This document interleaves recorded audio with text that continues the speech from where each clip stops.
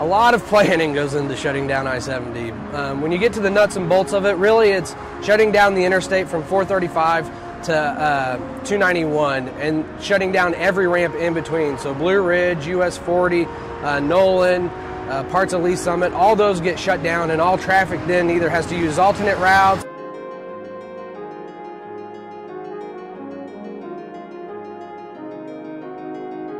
We have 3 bridges that are getting kind of old in their lifespan. You know, it's about time that they come down and replace them with brand new bridges. These brand new bridges will actually be wider, will allow better access for pedestrians, and eventually allow for future widening of I-70.